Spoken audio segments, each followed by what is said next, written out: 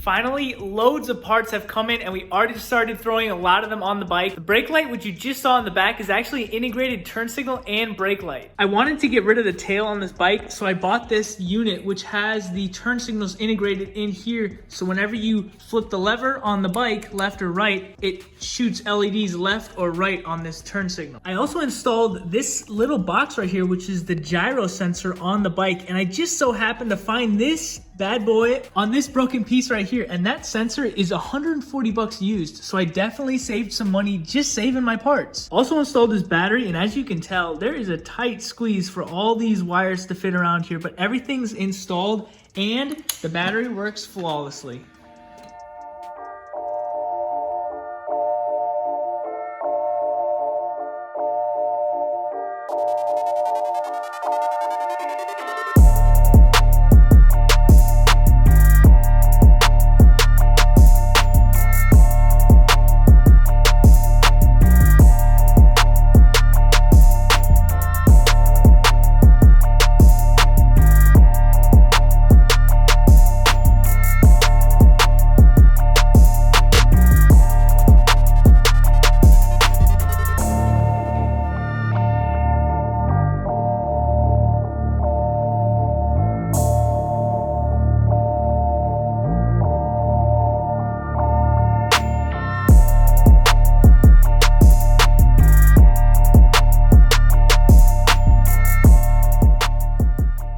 It's nice to have the twisty boy back in town. Now this side is completely done with the handle. Now I have a bigger issue on my hands. As you can see down there, there's some oil dripping from the bottom of this oil pan.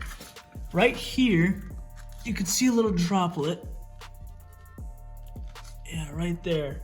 I don't know where that's coming from. I checked the stator cover on the other side and it's completely clean. There's no oil around there.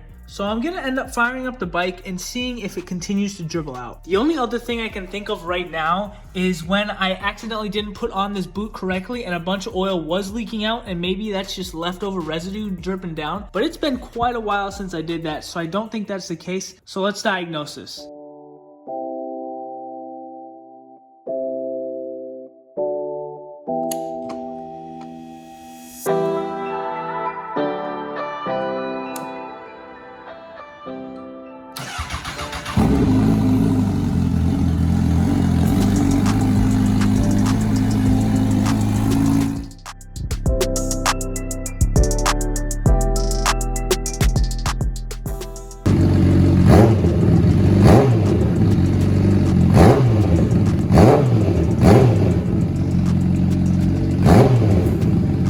Well, the bike runs really well. The throttle sounds amazing. Everything works on that side. And there's zero oil down here that I'm looking at now. I can't see a thing. No oil.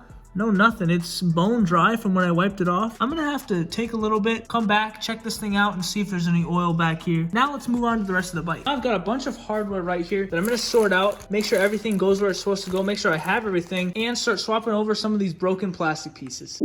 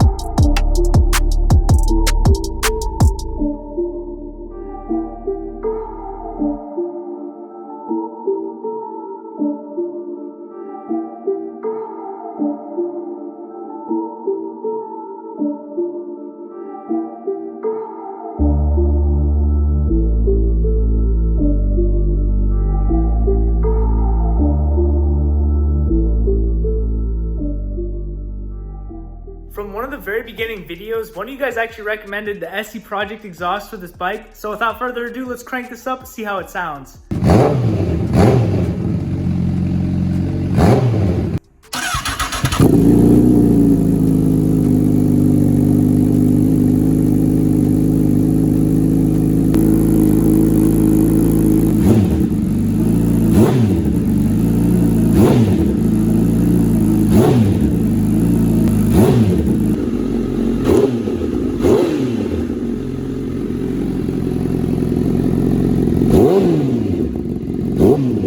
Man, that sounds pretty good. I can only imagine what it sounds like under load going down the highway. But that's all for tonight, guys. We got a lot done on the bike, but there's still way more to go, and I've got a lot of parts on the way. So we'll catch you then.